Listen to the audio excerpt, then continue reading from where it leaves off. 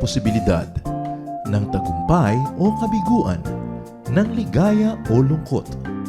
Kaya marapat lamang natanggapin si Jesus bilang tagapagligtas at Panginoon.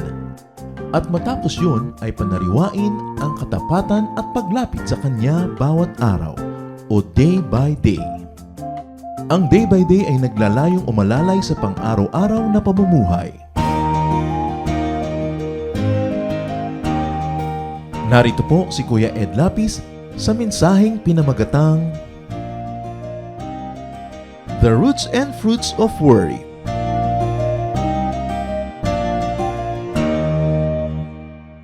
Maganda ang layunin ng Diyos. Gusto niya na tayo ay maging masaya, mapayapa, masagana. Subalit, maraming sagabal para ito ay maganap. Ang tao ay nagkasala, nagkaroon ng espasyo si Satanas sa buhay ng tao para makapanira. Kaya marami pong mga kasiraan, maraming crack ang buhay na dapat naman ay maayos sa pamamagitan ng kapangyarihan ng Panginoon. Isa sa malalaking cracks sa buhay ng tao, ang pagiging sobrang mamomroblema. To become warriors. Kung inyo pong susuriin ang inyong sarili at pipili lang kayo sa dalawa, and you're going to identify yourself, are you a warrior or not a warrior? Isang magandang katanungan. Ano po ang ating classification? Kayo ba ay mapag-alala o hindi? Kayo ba ay mahilig mamroblema o hindi? Worry robs people of happiness. Worry robs people of peace, even of the essence of life, even though at times, and many times, in fact all the time, worrying does not really solve anything.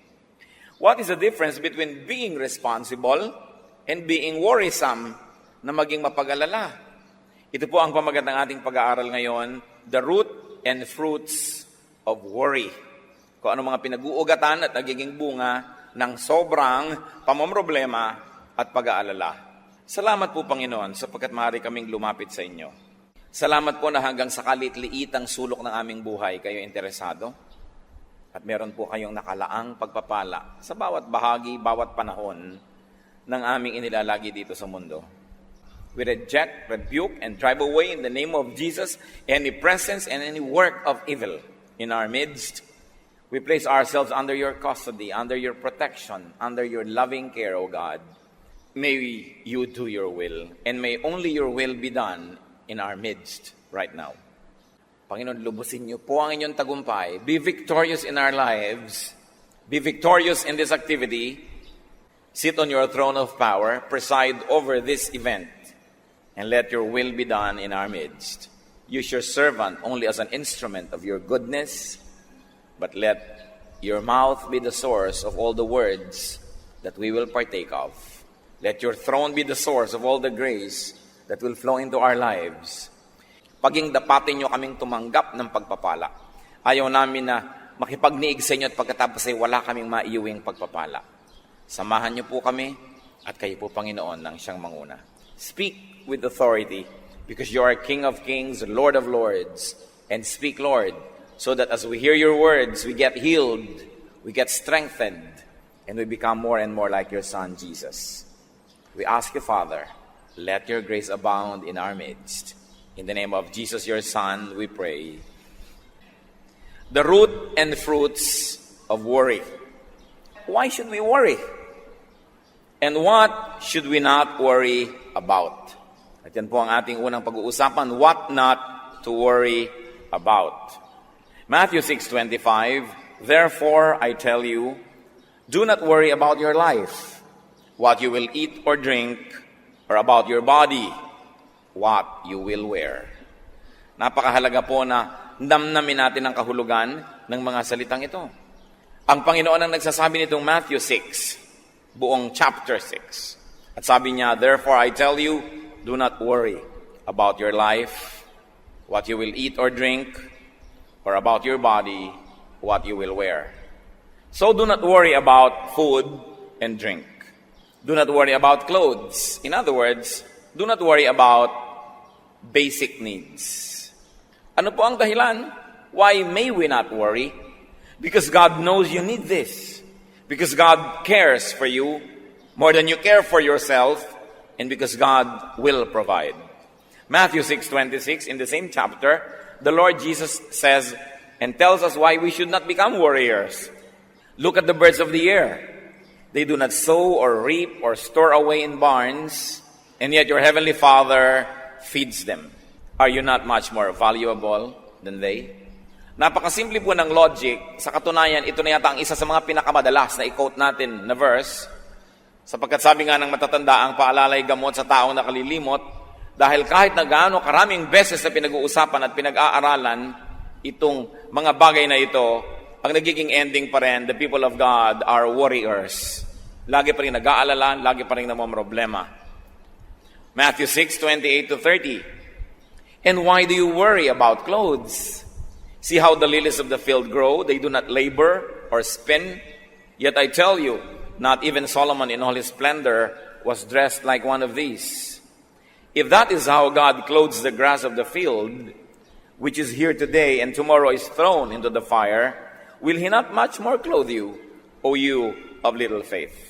Sabi, bakit nag-aalala ka sa iyong susuotin? Ang mga damo ba naggumagawa ng tela, nagtatahi ng damit? Pero hindi. Pero si Solomon, kahit ang yaman-yaman niya at pinagpala ng Diyos, kahit kailan, hindi nakapagbihis ng kasing ganda ng pananamit ng mga damong ito. Tamang-tama ang kulay, tamang-tama ang blending, ang harmony ng design. Sabi niya, kung yung damong buhay ngayon, bukas lanta na at sinisigan na lamang, dinadamitan ng maganda, ikaw pa kaya, taong maliit ang pagtitiwala. So do not worry about these things, and also do not worry about the future. Again, in chapter 6 of Matthew, verse 34, therefore do not worry about tomorrow, for tomorrow will worry about itself. Each day has enough trouble of its own. Why not worry about tomorrow? Because tomorrow will take care of itself. That is the logic. Pero kahit ilang beses na nating nadinig ito, sasabihin ko, ang dami beses ko nang nadinig yan sawang-sawa na ako marinig yan. Ang itatanong ko, napatigil na po ba kayo mag-alala? Sa ilang beses nating nadinig ito. Kaya dapat madinig pa ulit-ulit. Sabi, huwag mong alalahanin yung bukas. Yung bukas, poproblemahin niya ang kanyang sarili. In other words, the Lord is saying, I am here today. Don't worry about tomorrow, because when tomorrow comes, I'll be there as well. Because I am the Lord of yesterday, today, and tomorrow. Marami po sa atin ay hindi tayo nag-enjoy sa buhay kasi yung ibinibigay na grasya ng Diyos para ngayon, pinaghahati natin. Kalahati para ngayon at kalahati para bukas na inaalala na natin ngayon pa lang. Samantalang yung bukas, pagdating niya, may kasama siyang sariling grasya para sa kanya. May sarili siyang pagpapala na kasabay niyang darating.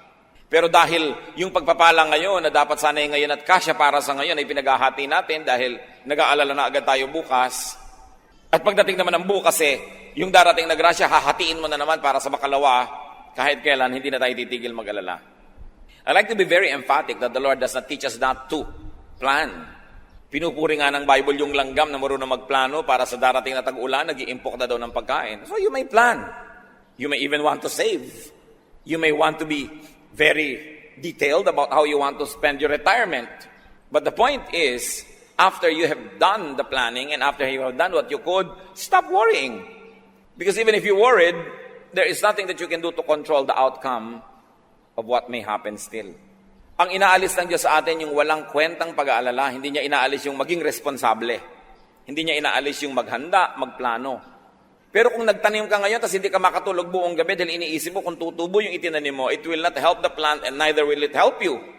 So just do what you can and trust that the Lord loves you, that the Lord likes to bless your work, and go on with life with peace and in peace. What else do you not worry about? Do not worry about what you cannot do, what you cannot accomplish. Yan na nga po yung binabanggit natin. Kaya nyo ba na palabasin ang ugat mula sa buto ng isang halaman matapos yung maitanim ito? No. Pero kaya nyong itanim? Yes. So, yan ang alalahanin nyo, itanim. Kaya nyong diligan? Diligan. Kaya nyong bunutan ng mga damo? Bunutan ng damo.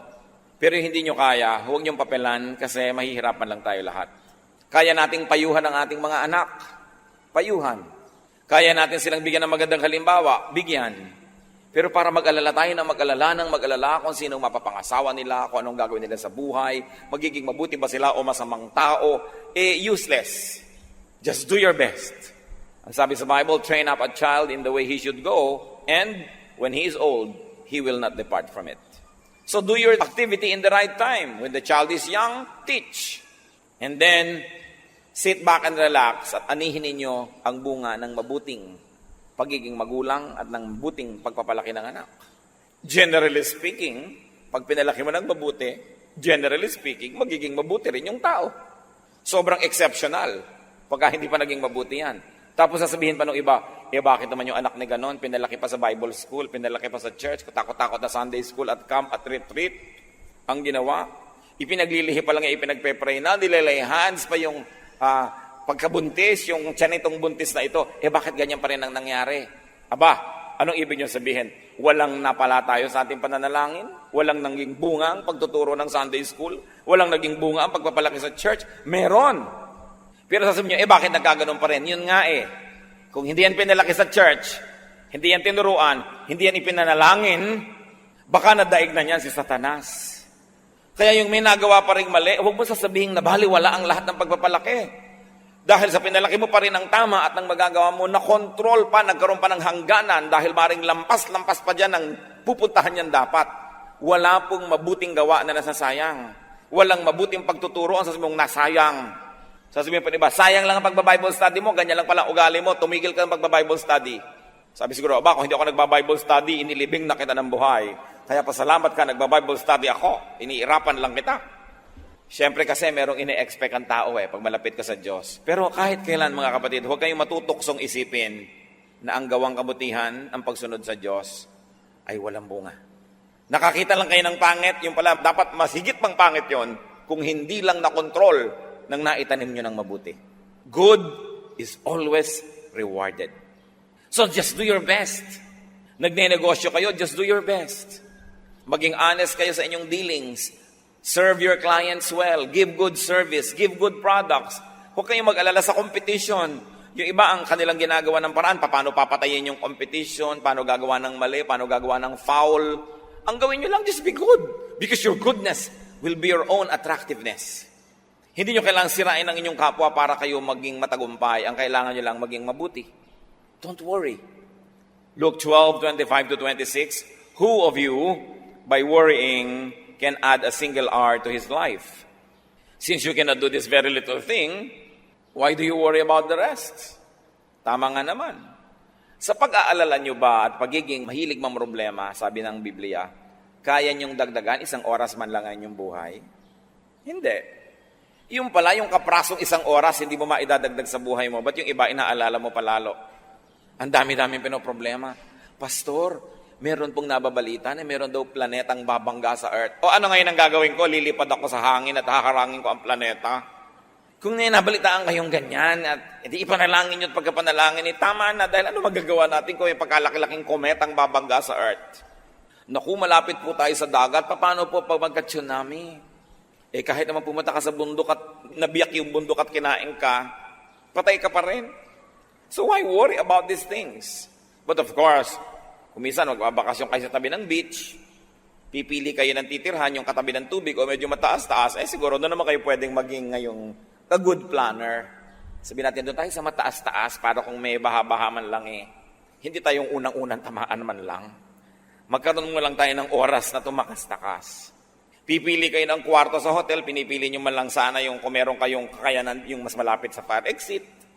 O tinitingnan nyo, nasa ba ang fire exit nito? Hindi masama yung ganun, hindi worrying yon. Because you do what you can. Pero yung buong gabi hindi na kinakatulog dahil baka may sunog, hindi na nga natuloy yung sunog, nangayayat na rin kayo, tapos kung natuloy pa, nasunog kayong payat, doble ang pagkalugin nyo. Because worriers lose twice when what they worry about actually happens. Yung pinangangambahan nyo, pag nangyari, 2 beses kayong magdurusa. Nung ini-imagine nyo pa lang at nung nangyari na. Ngayon, kahit hindi yan mangyari, kung kayo warrior, at least minsan na kayo nagdusa. Nung iniisip nyo pa lang. Kaya mahirap yung isip ng isip. Manalangin. At pagkatapos manalangin, ipasa Diyos. Matapos magawa ang kayang gawin ng tao. Do not worry about non-essentials. Those that do not have lasting or eternal value, those that do not have impact on the spirit, pwede natin yang masabing maliit na bagay. Mga kapatid, pagka hindi po mahalaga 5,000 years from now, hindi yun masyado mahalaga. Kaya hindi dapat masyadong alalahanin. Sabi ng Panginoon kay Martha, nung si Martha ay abalang-abala sa paggawa sa kusina because she wanted to serve her guests very well. Luke 10:41, the Lord said to Martha, "Martha, Martha." The Lord answered, "You are worried and upset about many things, but only one thing is needful." Sabi niya, marami kang iniisip masyado, iha. Isa lang ang mahalaga. At yun ang kabanalan, madinig ang salita ng Diyos. Kaya huwag mo lang masyadong alalahanin. Kung hindi masyadong maging maayos ang preparasyon mo ng pagkain para sa mga bisita, kung nakakain na sila ng pagsalita ng Diyos, yun ang mahalaga. Siyempre, hindi naman ibig sabihin, hindi na natin aayusin ang pakikitungo natin sa ating mga bisita, pero may hangganan. Napakarami ko na pong nakita na yung bahay nila, binubuksan nila for Bible study or for fellowship. Ang lahat na bless, puwera ang may-ari ng bahay. Kasi every 10 minutes tumatayo, pumupunta sa kusina. Every 5 minutes, magbubukas ng electric fan, mag-check ng lamig ng kwarto. Ang daming inaasikaso. Hindi masama. Pero tulad ni Martha, sabi ni Lord, maraming bagay ang pinag-aalalahanan mo. Hayaan mo na yan. Isa lang ang tunay na mahalaga na makakain ang salita ng Diyos. Kung ito ang masasakripisyo dahil sa marami mong inaalala, huwag mo lang alalahanin ang mga bagay na yan. Kung minsan pupunta ka sa church pero inaalala mo ito, inaalala mo yun, ay hindi yata maganda yung damit ko, hindi yata ito ang gusto kong isuot. Yun ang sinasabing, many things are not needful. What is important is to grow in the Lord. What worry brings about? Ano ang bunga? Pinag-usapan po natin yung puno, yung ugat ng pag-aalala. Ano ang bunga nito? Ano ang naidudulot ng pag-aalala? Matthew 13:22, the one who received the seed that fell among the thorns is the man who hears the word, but the worries of this life and the deceitfulness of wealth choke it, making it unfruitful. Ilang daang libong beses na rin nating nadinig ang verse na ito. Ang pinag-uusapan dito, yung iba't ibang uri ng lupa na nahulugan, nataniman ng buto, ng seed. At dahil iba't iba ang napaghulugan ito at napagtaniman, iba't iba ang nangyari doon sa seed. May tumubo, namatay agad, may tumubo ng konti at maya-maya, tsaka pa lang siya namatay. Meron namang tumubo nga, hindi naman makalaki-laki, at meron namang namunga ng maganda. Sabi, depende sa pinagtaniman. At itong pinag-uusapan natin dito na buto, yung salita daw ng Diyos, napatanim sa puso ng isang tao. Maaaring ang pagiging banal, ang pamumuhay ng makadiyos, napatanim sa puso niya at gusto niyang gawin. O ang paglilingkod sa Diyos, ang ministry, napatanim sa puso niya, gusto niyang gawin, ginagawa niya. Pero, nagtubuan yung mga kotak-kotakot na mga dawag at mga damo at mga tinik, mga siit. Natalo yung halaman. Buhay nga, pero hindi naman namumunga. So ikaw, nagpasya ka na maging makadiyos, tapos naging maalalahanin ka na naman, teka, kung magiging makadiyos lang ako, kung hindi ako gagawa ng ibang paraan, paano ako yayaman? Sabi that the deceitfulness of wealth, choke it. Paano ko yayaman? Paano ko maa-afford ang mahal na mga school para sa aking mga anak? Paano ko sila maibabakasyon sa Palawan, sa Bohol, sa Baguio? Paano ko ibibili ko ang asawa ng mga hikaw na umiilaw-ilaw na parang traffic light? Paano kami magkakakotse? So ngayon, yung naging determination mo na, naging makadiyos, itatapon mo na naman dahil I have to make compromises. Kailangan akong gumawa ng paraan eh. At yun namang mga nagpasya na maglilingkod sa Diyos, biglang nag-isip na naman, kung lagi na lang ako maglilingkod sa Diyos, nababawasan ng oras ko para sa sideline. Nababawasan ng oras ko para sa ibang mga pwede kong magawang ikayayaman ko. So, saka na lang yung paglilingkod, balik na naman ako sa paggawa ng pakayamanan. Itong sinasabi ng Panginoon, the deceitfulness of wealth, choke it, making it unfruitful. And why was wealth able to deceive? Because the person was worrying. The moment you open your window to worry, parang hangin yan, papasok na. Maraming kasama. Parang meron kang isang inimbita, ang dami niyang kasama. Pag meron kang isang pinayagan na makapasok sa buhay mo, ang dami niyang kasama. Di ba alam nyo yan? Inibig nyo lamang itong isang lalaking ito, nung naging asawa nyo na, ang daming kasama. Ang nanay niya, ang tatay niya, ang mga kapatid niya, ang lahat-lahat. Inibig nyo lang itong babaeng ito, yung pala kayo magpapaaral ng mga kapatid niya pagkatapos. Kasi nung pumasok siya sa buhay nyo, ang dami niyang kasama. Kaya iniingatan natin kung sino pinapapasok sa buhay natin. Pag pinapasok po natin sa ating isip at puso ang pag-aalala, marami rin siyang kasama.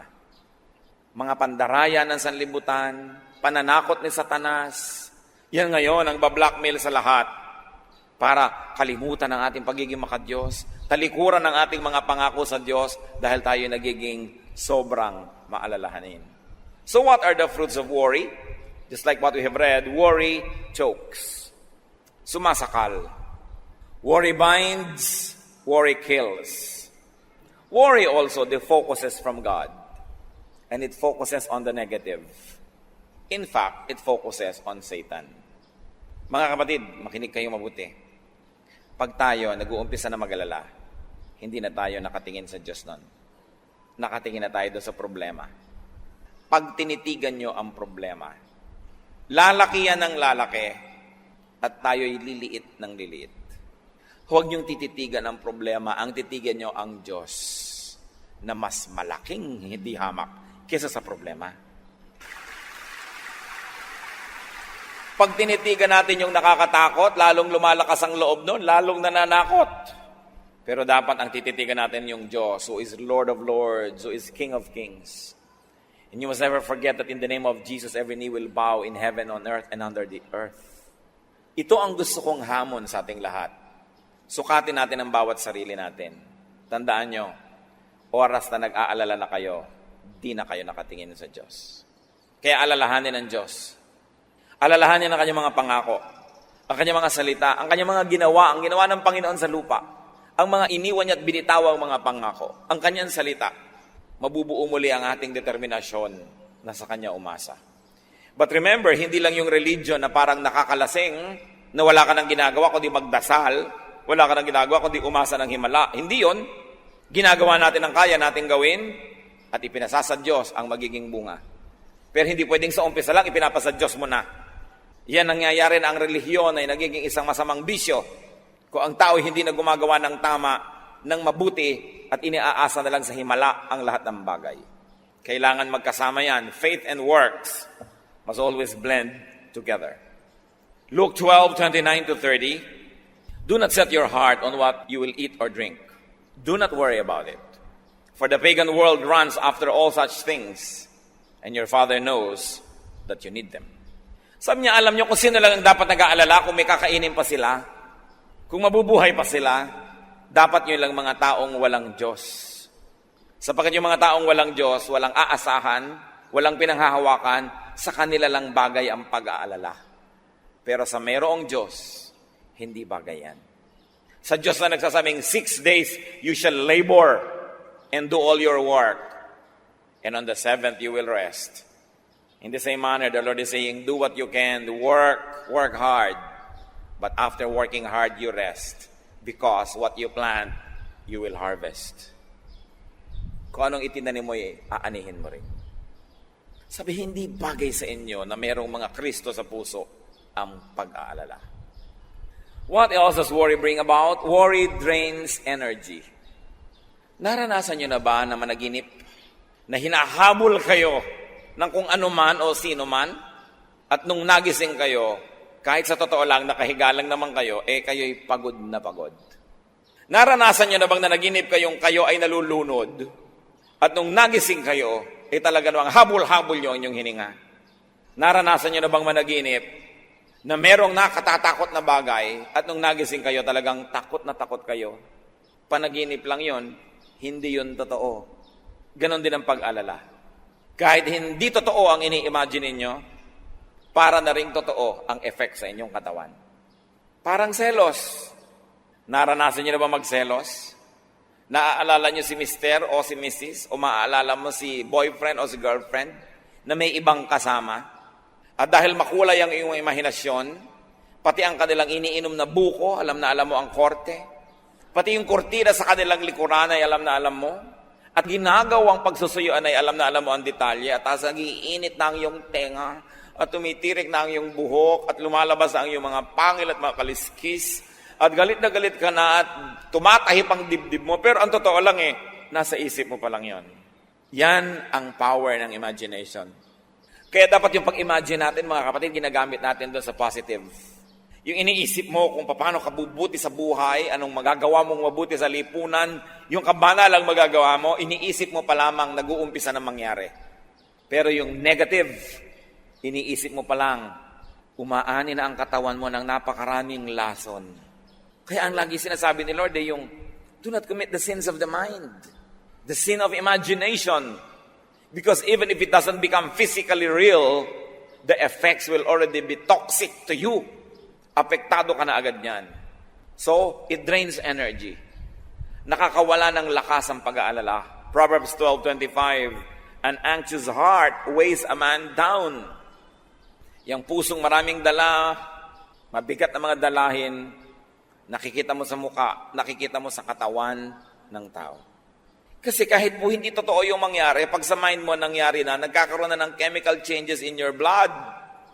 Nagkakaroon na ng changes sa ating katawan and it becomes difficult for our body to bear it. That's why Satan wants you to worry. Because Satan is a thief. He comes only to steal, kill, destroy. That's why he wants you to worry. He gives you all reasons to worry. And then he sends people to you to whisper things into your ears to make you worry. Nararanasan nyo ba na tahimik ang inyong buhay, ang saya-saya nyo, may darating na tao, ang dadalhin lang niya, nakakapag-alala, pero wala naman siyang dalang solusyon? Avoid such people. Worry destroys faith in God. As we have said, you begin to focus on the problem, not on the solution. You begin to focus on the negative, not on the positive, not on the power of God. So it destroys confidence in God. And without faith, it is impossible to please God. And if God is not pleased, His blessings will be withheld. That's why Satan wants you to worry, because when you worry, you lose faith. When you lose faith, you lose your connection to God. And then he begins to corner you. And he begins to play with your life. That's why Satan wants you to worry. Worry gives the devil space. Kaya sabi sa Ephesians 4:27, do not give the devil a foothold. Huwag mong bibigyan si Satanas ng kahit konting espasyo dahil makakagawa siya ng paraan na pag nakapasok na siya sa iyong puso, palakihin ng espasyo na yun. And worry gives the devil a foothold. How not to worry then? Paano? Jeremiah 17:7-8. But blessed is the man who trusts in the Lord, whose confidence is in Him. He will be like a tree planted by the water that sends out its roots by the stream. It does not fear when heat comes. Its leaves are always green. It has no worries in a year of drought and never fails to bear fruit. What is the way to blessedness? Sinasabi dyan, trust in the Lord. Why do we worry? Because we trust in ourselves and we know that we ourselves cannot be that powerful to contain and to solve our problems. Why do we worry? Because we trust in other people. Then, the complicating worry is, what if those people left us? What if they do not come on time? What if they fail us? Then you worry. We worry because we trust in things. We say, I am okay because I have a lot of money. We are okay because we have a good house, because we have this, because we have that. So what is the complicating problem? Hindi ka natitigil magbantay ng kayamanan mo, ng bahay mo, ng bagay mo, kasi doon ka na nakaasa. Nakaasa ang iyong prestige sa magandang kotse, kaya konting gasgas lang, pinaproblema mo na. Ang layo-layo sa bituka. Nakikipag-away ka dahil nagasgasan yung kotse mo. Dahil ano ba yun? Inaasahan mo na yun na magbibigay ng ningning sa iyong pangalan? Kasi kung sinasabi mo lang, ito ang magbibigay sa akin ng transportasyon so that I could travel from point A to point B, ano ba naman konting bangas dyan, konting ukad dyan, basta't umaandar ka at safe ka. Pero dahil siguro marami kang ibang inaasahan na ibibigay sa iyo ng ganda nun, kaya ka ngayon na problema. May dumaan lang na konting tricycle, nakatingin ka, baka magasgas ang kotse mo. Kaya nakikita mo mga taong barong Tagalog pa daw, naka-Amerikana, halos magbakbakad doon sa isang kanto at yung nakahambalang ang sasakyan nila, inabala nila ang buong syudad dahil nagkagalusan ng konti. Hindi pa tinamaan ang katawan nun, kotse pa lang, nagpapataya na. Ano pa kung yung kamay niya ay nadurog? Marami kasi tayong ginagawang at minamanufacture na problema. Kanino po ba tayo nagtitiwala? Pag ipinagtiwala nyo na ang ligaya nyo sa buhay sa isang tao, kahit pa asawa nyo yon, anak nyo yon, magulang nyo yon, at siya na ang pinagtitiwalaan nyo, magbibigay sa inyo ng mga kailangan nyo at kaligayahan at lahat-lahat, ano nangyayari? You become possessive. Kaya yung taong walang iniibig, tapyapa ang buhay. Subukan yung mainlove at napakarami kayong magiging worry, nag-aalala kayo, nagseselos kayo. Mapatingin lang sa iba, nag-aalala na kayo. Kung ano-ano na, kaya kung ano-anong operasyon na ang ginagawa sa muka dahil tingin ng tingin ng asawa sa iba. Sabi mo, di tumingin ka nga, bahala ka, basta nagagandahan sa akin ng Diyos, ginagawa ko ang best. At ang kaligayahan ko sa Diyos ko, iaasa ko. Nandiyan ka, salamat sa Diyos, at kung wala ka, may Diyos pa ako. Pero oras na iniasa mo lahat sa tao, ano mangyayari? You will possess that person, and you will guard that person, and you will never be able to sleep. Meron pa po ng mga ginang na naglalagay ng mga panghuli ng daga nakapaligid sa kama nila. Dahil baka daw ang mga katulong nilang babae puntahan ang kanyang asawa sa gabi. Aba, hindi ako nagbibiro. Kung siya ngayon ang maihi sa gabi, at nalimutan niyang marami siyang inilagay doon, isipin yung pag-aalala, bakit sobra ko naman itong babantayan? Aba, kung ayaw nga ba niya sa akin, di we both lose? Pero yung para ka lagi naghahabol, check ka ng check, nasan ka na, wala ka na sariling buhay nun. Why? Dahil iniasa mo na ang iyong kaligayahan sa iba na yung pag-ibig lang niya ang makakabigay sa iyo ng buhay. Kaya sinasabi ng Bible, love the Lord your God with all your heart and with all your soul and with all your mind. Because when you love God and you make Him number one, you are sure that your number one will never leave you. So kung may asawa ka, dapat number 2 lang yan. May anak ka, number 3. Kasi dumating mat umalis yan, nalulungkot ka, iniinda mo, pero buhay ka pa. Kasi may Diyos ka eh. Pero pag tao na ang ginawa mong Diyos, wala ka nang gagawin sa buhay kundi mag-alala. So hindi, talagang napaka-faithful ng mister ko, talagang mahal na mahal ako niyan. Okay. Tuwing sasakay naman niya ng aeroplano, nervyos na nervyos ka. Tuwing magbibiyahe, wala ka nang ginawa kundi mag-alala. Kasi anino ka na lang niya, hindi ka na tao eh. So mahal kita, nag-aalala ko para sa iyo, ipanalangin kita. Ayoko pa sanang kunin ka ng Panginoon, sana kunin tayo sabay, magka-holding hands. Pero kung kinuha ka na, malulungkot ako siyempre, pero ipagtitiwala kita sa Diyos at ipagtitiwala ko pa rin ang sarili ko sa Diyos. Yan ang pinagkaiba ng may Diyos. Kaya sabi ni Lord, bakit kayo nag-aalala na parang wala kayong Diyos? These things belong to pagans. But for people who have God in their hearts, you are stable. Nauuga ka lang ng konti. Nawalan ka ng kayamanan, nauuga ka ng konti. Nawala ang mahal natin sa buhay, nauuga ka ng konti. Kasi ang tibay-tibay ng Diyos na nasa kalooban mo. Kaya ang gusto ng Diyos, number 1 siya eh. Hindi para dahil lagi na lang siya gusto niyang sikat siya. Kasi alam niya, kawawa tayo pag ginawa natin na tao lang o bagay lang ang number 1 ng buhay natin. Dahil yun talaga mapanganib ang iyong kalagayan. Kasi ang number 1 mo ay maaari kang iwan at di ka man iwan, maaari siyang mawala. Gusto man niya o hindi. Kawawa ka. Fall in love with Jesus. Continue to develop your loving relationship with Jesus. It will correct your all other loving relationships with people, with things, even with your pets. Malalagay sa tamang lugar ang lahat and you will become stable. Nagiging matining ang loob ng isang taong may pag-ibig sa Diyos. At ang pag-ibig sa Diyos, ang pakikipag-ibigan sa Diyos ay pumupuno ng lahat ng kulang ng puso ng tao. But inside every man's heart is a God-sized vacuum that only God can fill. That even if you had people, if you had things, if that vacuum for God is not filled, you will always be empty. That's why there are many people who are running on empty. Nagtataka sila, meron naman akong bahay na maganda, meron naman akong pamilya, meron naman ako nito, bakit kaya kulang ang buhay ko? Hindi nila na tatanto na maaaring ang Diyos ang kulang sa kanilang buhay. Pero pag yung lugar ng Diyos puno na ng presensya niya, kahit kulang-kulang yung iba, hindi mo yun gaanong iniinda. Although God wants you to have all of these chambers of your heart filled, dahil hindi naman siya maramot, pag po tayo mapag-alala, isa ang bagay ang tiyak, hindi ganon katibay ang relasyon natin sa Diyos. Kaya patibayin, i-develop yan. How else are we not to worry? Do your best. Leave the rest to God. Proverbs 16:9, in his heart, a man plans his course, but the Lord determines his steps. Man plans, but God has the final say. And in the end, God will prevail. Kaya kailangan Ginagawa natin ang magagawa, pero ipinapasa Diyos. At mga kapatid, listen to this. Tinatanggap ang kalooban ng Diyos. Kahit hindi yon ang kalooban natin. Nagtitiwala na lagi siyang tama. That when you do not agree with God, doubt your scholarship. But do not doubt God. Because God cannot be wrong.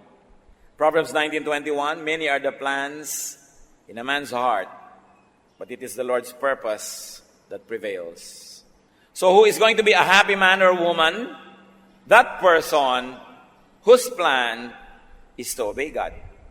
That person who opens his heart to the plans of God so that God's plan will happen. Because even if you planned against God's plan, it is God's plan that will prevail. At kung makikipag-contest ka sa Diyos, paano ka mananalo? Masaya ang taong sa umpisa pa lang, hinahanap na niya agad. Ano po bang kalooban niyo, Lord? Yun na lang ang gawin natin. Kasi yung kalooban niyo naman ang laging matutupad. Bakit ko sasayangin ang oras kung makipaglaban sa inyo? And what is the meaning? One meaning of being godly is when your will becomes patterned after the will of God. Kung yung gusto na natin mangyari sa buhay natin, ay yun naman talaga ang gusto mangyari ng Diyos, isa yon sa ibig sabihin na maka-Diyos tayo. Hindi sabihin maka-Diyos ako pero lagi ka nakikipagtunggalin sa Diyos dahil iba ang gusto mo at iba ang gusto ng Diyos. E di all the time, para na lang laging contest yan. Sino ang magkakaroon ng payapang buhay? Yung ang gusto ng Diyos at gusto niya ay iisa na. Pareho na. Then mapayapa ang ating buhay. Kaya gusto natin ay lagi nating malaman ang salita niya, makilala siya, para maiayon natin ang ating pag-iisip, ang ating buhay sa Kanya. Be sensitive to God's will and to God's purpose. So in life, you define what is doable and you define what is not doable. Do not worry about the undoable. Just do your best. Leave the rest to God. How else are we not to worry? Plant good seeds. Do not plant bad seeds. Proverbs 11:18, he who sows righteousness reaps a sure reward. And Proverbs 22:8, he who sows wickedness reaps trouble. Gusto ninyo na mabawasan ng mga alalahanin sa darating na bukas? Gumawa lamang ng mabuti ngayon. Sapagkat bawat na ginagawang mabuti, makakaasa kang may aanihin ka bukas na mabuti. At bawat ginagawang masama, makakaasa ka rin na may aanihin kang di maganda. So huwag tayong mag-alala ng mga pangit na aanihin kung alam naman nating tayo ng nagtanim ng mabuti. This is Agriculture 101. Pag nagtanim ka, may aanihin ka. At kaya po yung iba sigurista, maraming itinatanim eh. Gusto mo magkaroon ka ng 4 na puno ng lansones sa iyong bakuran, magtanim ka ng 7. Sakali man na yung 3 hindi tumubo, may 4 pa talagang tutubo. Kaya hindi masamang magtanim ng maraming magandang bagay. Meron kang kayang tulungan na tao, damihan mo. Hindi naman lahat ng taong tinulungan mo magiging grateful eh. Pero kung marami kang tinulungan, may chances ka na mas marami naman dyan ang tatanawan lang. Marami kang ginawang mabuti. Pero tandaan ninyo, ang ginagawa ng masama, lahat yan gaganti. Liban na lang na born again. Kaya ipanalangin nyo ma-born again lahat ang ginawa nyo na masama. Dahil kung hindi, walang inaantayan kundi pagkakataon na gantihan ka. Mga bata, mang inapin mo nung maliliit, hindi lang yung kumikibo dahil maliit pa. Pero tatandaan nyo mga kapatid, sa bawat tiktak ng orasan, sa bawat pagsikat at paglubog ng araw, kayo'y papahina at sila'y papalakas. At sabi nila, balang araw, babangon ako at dudurugin kita. Kaya gumagawa ka ng masama sa bata, actually it's very wicked because you do something bad to a helpless person. And 2, it is very unwise because you are planting negative things that you will harvest. Pero yung gagawa ka ng mabuti sa isang bata, hindi niya nalilimutan yun. At darating ang panahon, hahanapin kanya mula sa 4 na sulok ng daigdig para dalang kanya ng isang guhit na kastanyas. Blessing. Ang Bible lang may sabi, ang mabuting ginagawa, aani. Be good. Be good.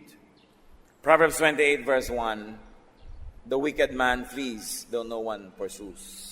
Ang isang taong masama, tumatakbo kahit walang humahabol.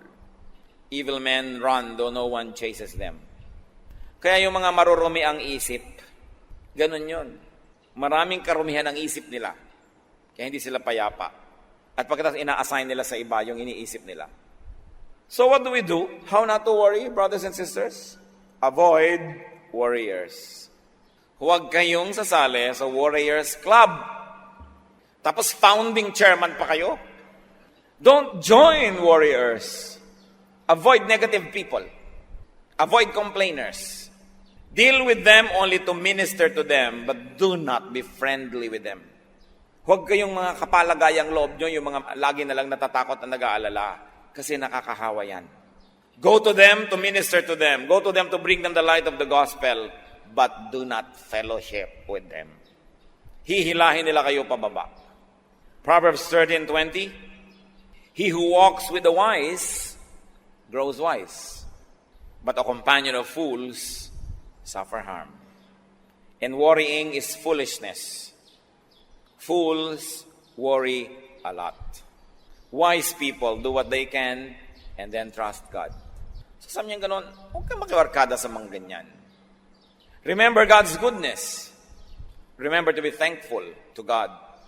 Remember God's track record and you will have nothing to worry about. Alam natin yung nasukol ang mga Israelites, ng mga Egyptians sa tabi ng pampang ng dagat. Sasalakayin na sila. Nag-worry sila. Pero ito yung binabasa natin yun, hindi tayo nag-worry kasi alam natin yung ending nahati yung dagat, nakatawid sila. Ang nag-worry lang yung nabuhay ng panahon na yon na hindi pa nila alam na hahatiin. Pero tayo alam na natin hinati ang dagat. Alam na natin na marami nang nilutas na problema ang Diyos para sa mga tao. Alam na natin na inilubog man niya ang buong daigdig, pinalutang naman niya yung sasakyan ni Noah at ang pamilya ni Noah ay nakaligtas sapagkat nalulugod siya sa pamilya na yon. Alam na natin na nagdiliman sa Ehipto, yung lugar ng Goshen na tirahan ng mga Israelites ay maliwanag. At alam na natin na pinatay man ang lahat ng panganay na anak ng mga pamilya sa Ehipto na iligtas sa mga panganay na anak ng mga Israelita. Alam na natin na ang Diyos marunong mag-exempt, marunong lumundag ang kanyang mga parusa kung nais kang paiwasan ng Diyos. So sino lang ang dapat nating bigyan ng kasiyahan? Ang Diyos. Sapagkat kung siya'y nasisiyahan, mahirap ba sa Kanya na tayo pagpalain? Sino ang makakapigil sa Diyos kung gusto Kanyang pagpalain? At sino naman makakapilit sa Kanya kung ayaw Niya? So sa halip na mag-alala, ang gawin natin ang kalugod-lugod sa Diyos at Siya ang bahala sa atin. Napakaganda ng word na bahala. Inaakala at iniisip ng marami na ito'y nagmumula sa salitang bathala. Kaya hindi ito yung sinasabi ng mga tao na bad traits of the Filipino, bahala na habit, as if it's kesera-sera. What will be. Kesera-sera ba yung bahala? Pag sinabi ng kuya mo, namatay ang mga magulang mo, sabi ng kuya mo sa'yo, akong bahala sa'yo. Ibig sabihin ba no? Kesera-sera? So, I'll be responsible for you. Pag sinabi mo sa tiyo mo, tiyo, kayo na pong bahala sa amin. Ang ibig mo ba sabihin nung kesera-sera, kahit anong what will be. Sabi mo, kayo na pong mag-alaga sa amin. Pag sinasabi mo sa katulong niyo sa bahay, Bining, aalis ako, pagka may sunog, bahala ka. Ang ibig sabihin mo nun, tatakbo na lang siya. Hindi, inaasahan niyo, dala niya ang aparador. Inaasahan niyo, pag bumaha, lulutasin niya yung problema. Pag sinabi mong bahala ka, ibig sabihin, I'm giving you responsibility. I'm giving you supreme commandership and leadership. Yun ang kagandahan nun. Kaya, kung bahala ang Diyos sa atin, siya ang bathala. Maibigin, matulungin, mapagmahal. So anong dapat natin gawin sa buhay? Bigyan natin ng kasiyahan ng Diyos. At pag nasisiyahan ng Diyos, siya talaga ang bahala. Pero kahit anong pagpupunyagi ang gawin natin at pagsisikap, kung iniinis naman natin ng Diyos, ino-offend natin siya, masasayang lahat ang ating pagsisikap. Huwag tayong malilibang kahit kailan. Pleasing God is the primary duty of our life. Not to please yourself at the expense of your relationship with God, because that will work on the reverse. Psalm 31:19. How great is your goodness, which you have stored up for those who fear you, which you bestow in the sight of men on those who take refuge in you. Worry is like a tree. It has roots. Uproot it and it will wither. Uproot the tree and you will not have to harvest and to eat poisonous fruits. Sino po sa atin ang mahilig mag-alala? Yumuko tayo sa Panginoon at makipagtuos. Hindi ko sinasabing sino ba yung responsable. Iba yung responsable, iba yung warrior. Kung sa panahon ba na to, you think that you're a warrior, that Satan deceives you to becoming a warrior. Nag-aalala ka sa bagay na di mo naman kayang lutasin. Today is your day of freedom. I like to pray for you. Lord, let your truth live in our hearts. Maging totoo sa aming pag-iisip, sa aming pagkilos at paggawa, ang mga katotohanang pinag-aaralan namin sa tuwina. Set your people free, O God, from this needless spirit of worry. And if there's anybody here who's being a worrier, comes from the evil one, in the name of Jesus, we reject your work, Satan. In the name of Jesus, we set the people of God free from your needless torture. And we set ourselves free to receive the grace, the peace, the wisdom that comes from God. Pinuputol namin ang aming kaugnayan sa anumang masasamang espiritu. Palayain mo ang iyong mga anak, Panginoon, at nawa sa mga nalalabi pang araw na ipahihiram mo sa amin sa maiksing buhay na ito, malaman namin ang ibig sabihin ng tiwasay na pag-iisip. Malaman namin ang ibig sabihin ng payapang buhay. Kahit lahat ng gusto namin ay wala dyan, kahit maraming sa tingin namin ay kulang, yung kapayapaan mo ang pumuno sa amin at yung pagtitiwala sa iyo ang magbigay sa amin, Panginoon, ng tibay ng loob. Palayain mo ang iyong mga anak, alang-alang sa dugo ni Kristo na ibinubo para sa iyong mga anak, Panginoon. Hugasan mo kami mula sa aming mga karumihan. Palakasin mo kami mula sa aming mga kahinaan. Hanguin mo kami, Panginoon, sa mga kinasadlakang mga suliranin at mga pag-aalala. At nawa, Panginoon, in whatever station in life, in whatever amount of blessedness you allow us to have, may we continue to focus on you and may we rely on you alone. We rebuke your work, darkness. We rebuke your work, Satan, in the name of Jesus Christ, our living God. We declare ourselves the people of God. Therefore, entitled to the promises of God. Mga kapatid, angkinin ninyo ang mga pangako ng Diyos. Huwag kayong padaya kahit kanino man, kahit kailan man. Mabuhay kayong may kapayapaan at ang ating unahin, ang ating pagiging makadiyos, ang pagtrabaho ng tama at ang pagpapala ng Diyos di magkukulang ayon sa kanyang mga pangako. Salamat po, Ama. Salamat sa pagpapalaya mo sa iyong mga anak ni kailanman sa buhay na ito. Huwag mo kaming payagang madaya muli ng pag-aalala. Turuan mo kami, Panginoon, sa iyo lang humawak, sa iyo lang sumunod, sapagkat kayo'y mapagmahal at kayo ay Diyos namin.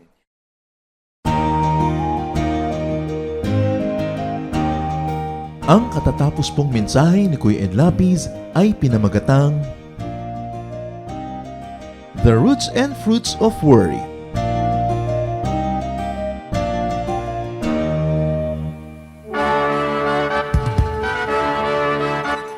Halina't sama-samang sumamba at magdiwang sa Day by Day Jesus Celebration kasama si Kuya Ed Lapiz. Bulwagan ng Panginoon PICC, one Sunday a month, Philippine International Convention Center, Rojas Boulevard, Pasay City. All other Sundays sa mga Day by Day mini bulwagan ang pagtitipon. Para sa buwan ng Agosto, gaganapin ito sa August 4, 2024. 8 a.m. ang First Jesus Celebration, 10 a.m. naman ang Second Jesus Celebration. Para sa iba pang detalye, bisitahin ang ating official Facebook page, Day by Day Friends.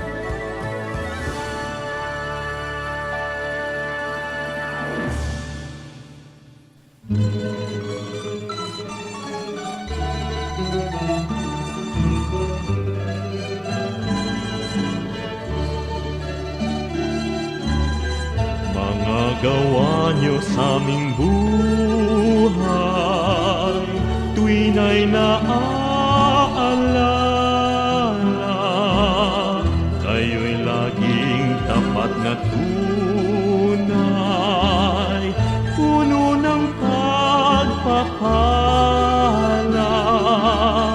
Salamat sala'y pinatawad, nilinis niyo, Diyos, pakinggan niyo't aming ilalahad, awit sa inyo, Jesus. O kay sarap mabuhay sa piling niyo, Jesus. Bawat landas may kulay, kasi kasiyahay lubos, ang tanging ninanais ay magpuri sa inyo, lalo lang tumatamis sa piling niyo, Jesus.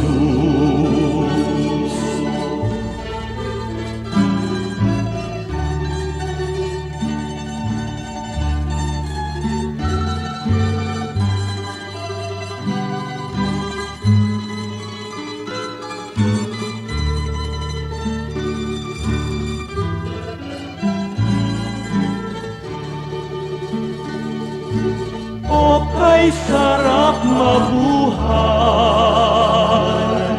sa piling niyo, Jesus. Bawat landas may kulay, kasiyahay lubos, ang tanging ninanais ay magpuri sa inyo, lalo lang tumatamis sa piling niyo, Jesus. Bawat hakbang ay mayroong awit, bawat pintig ng puso, mga himig na makalangit sa damdami bugso. Lumipas man ang aking buhay, awit di matapos, sa langit man ay iaalay, pakinggan niyo, Jesus. O kay sarap mabuhay sa piling niyo, Jesus. Bawat landas may kulay, kasiyahay lubos, ang tanging ninanais ay magpuri sa inyo, lalo lang tumatamis sa piling niyo, Jesus. Lalo lang tumatamis sa piling niyo,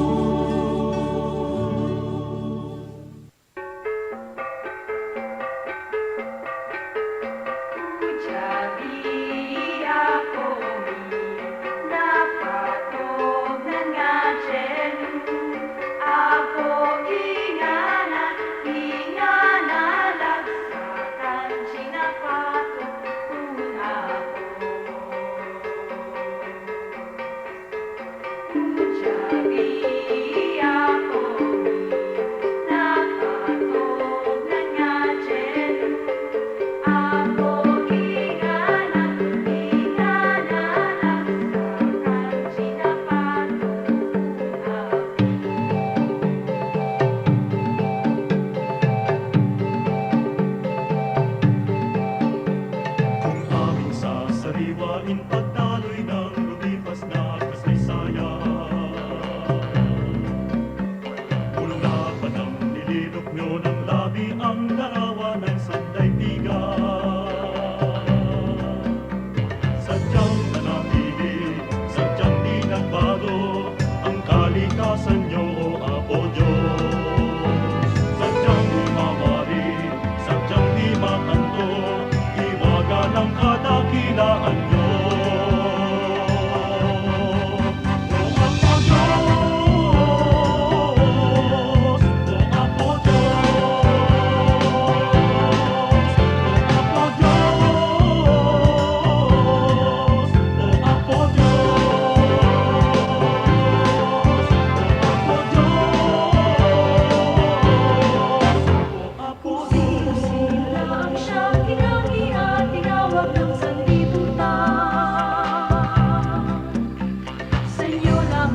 Jesus, bakas ang langit at ang diwa ng kalikasan.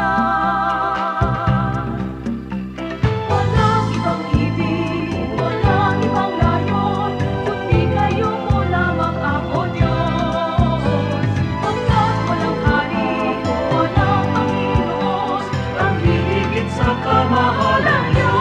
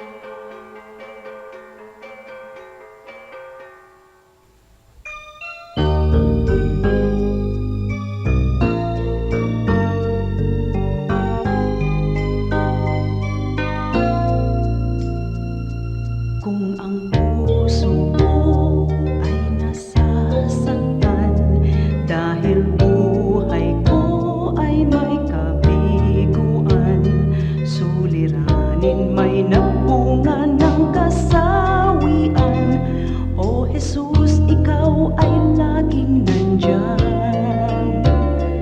Kung nagkamali't nagkasala man, ang patawad mo'y laging nakalaan. Kung ang kapwa ko sa akin nagkasala man, ang patawad ko kaya'y ilalaan. Ang kabaitan mo ay dapat kong tularan sa buhay ko. Ang kabaitan ko, biyaya ng Espiritu, kabaitan ko.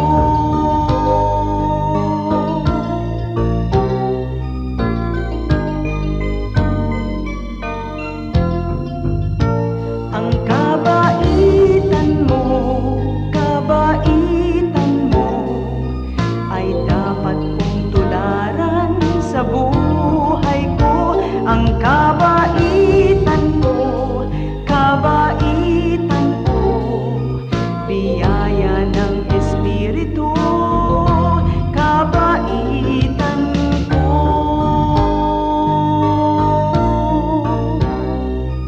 Biyaya ng Espiritu, kabaitan ko.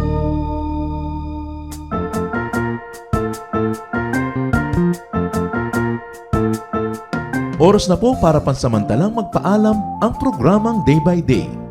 Tayo po'y magsama-sama tuwing ika-6 hanggang ika-7 ng umaga, araw-araw. Magandang umaga po at mabuhay ang Panginoong Hesus!